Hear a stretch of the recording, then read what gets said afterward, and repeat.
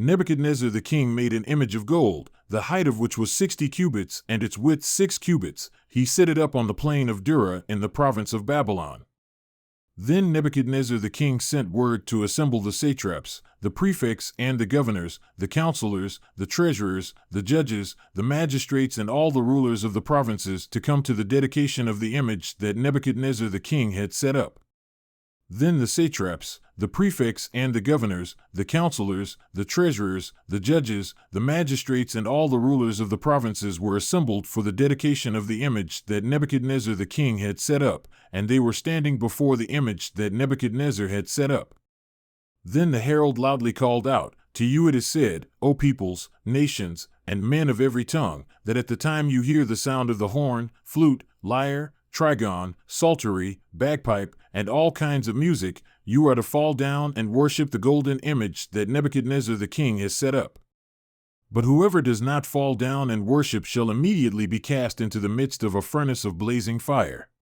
Therefore at that time, when all the peoples heard the sound of the horn, flute, lyre, trigon, psaltery, bagpipe, and all kinds of music, all the peoples, nations, and men of every tongue fell down and worshipped the golden image that Nebuchadnezzar the king had set up. For this reason at that time certain Chaldeans came near and brought charges against the Jews. They answered and said to Nebuchadnezzar the king, "O king, live forever. You, O king, have made a decree that every man who hears the sound of the horn, flute, lyre, trigon, psaltery, and bagpipe and all kinds of music is to fall down and worship the golden image. But whoever does not fall down and worship shall be cast into the midst of a furnace of blazing fire. There are certain Jews whom you have appointed over the administration of the province of Babylon, namely Shadrach, Meshach, and Abednego. These men, O king, do not pay attention to you, they do not serve your gods, and do not worship the golden image which you have set up." Then Nebuchadnezzar in rage and wrath said to bring Shadrach, Meshach, and Abednego. Then these men were brought before the king. Nebuchadnezzar answered and said to them, "Is it true, Shadrach, Meshach, and Abednego, that you are not serving my gods and do not worship the golden image that I have set up? Now if you are ready, at the time you hear the sound of the horn, flute, lyre, trigon, psaltery, and bagpipe and all kinds of music, then you shall fall down and worship the image that I have made. But if you do not worship, you will immediately be cast into the midst of a furnace of blazing fire, and what God is there who can save you out of my hands?" Shadrach, Meshach, and Abednego answered and said to the king, "O Nebuchadnezzar, we do not need to respond to you with an answer concerning this matter.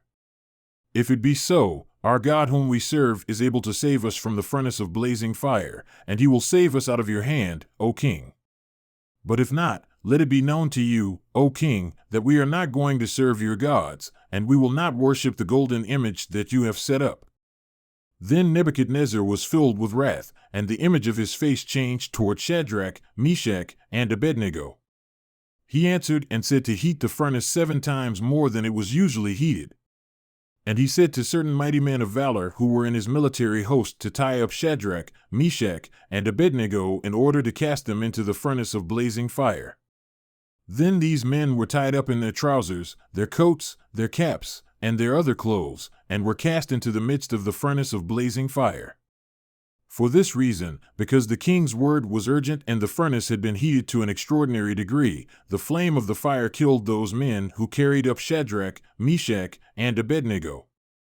But these 3 men, Shadrach, Meshach, and Abednego, fell into the midst of the furnace of blazing fire still tied up. Then Nebuchadnezzar the king was astounded and hurriedly stood up. He answered and said to his high officials, "Was it not 3 men we cast tied up into the midst of the fire?" They answered and said to the king, "Certainly, O king." He answered and said, "Look, I see 4 men loosed and walking about in the midst of the fire without harm, and the appearance of the 4th is like a son of the gods." Then Nebuchadnezzar came near to the door of the furnace of blazing fire. He answered and said, "Shadrach, Meshach, and Abednego, come out, you servants of the Most High God, and come here." Then Shadrach, Meshach, and Abednego came out of the midst of the fire. Then the satraps, the prefects, the governors, and the king's high officials gathered around and saw in regard to these men that the fire had no power over the bodies of these men, nor was the hair of their head singed, nor were their trousers damaged, nor had the smell of fire even come upon them.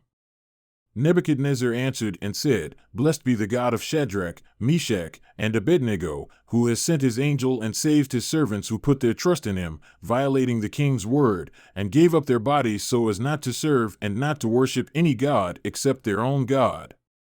Therefore I make a decree that any people, nation, or tongue that says anything offensive against the God of Shadrach, Meshach, and Abednego shall be torn limb from limb and their houses reduced to a rubbish heap, inasmuch as there is no other God who is able to deliver in this way.